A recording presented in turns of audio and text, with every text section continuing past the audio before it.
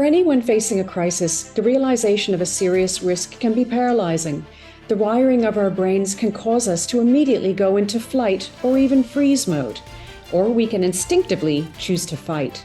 As lightly examined in The Call to Leadership, how our brains respond when facing a risk, regardless of size or scale of risk, is incredibly important for us to understand.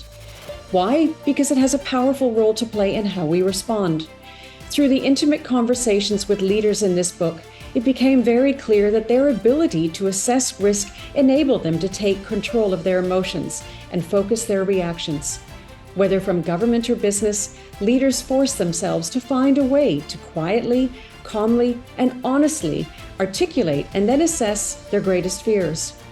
What was the worst that could happen to me or to those I love? Who was at the greatest risk? How many lives might be lost? How many jobs might be lost? How much money might be lost?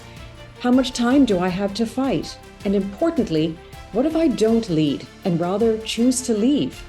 In doing so, they were then able to prioritize. For Gavin Tollman, CEO of the Travel Corporation, it was immediately about locating and repatriating the literally thousands of travelers and staff currently on tours around the world as borders started to shut. They trusted him to get them home safely. He would not let them down. For Willie Walsh, Director General of IATA, he knew from previous crises that survival was all about protecting liquidity. He knew this to be true.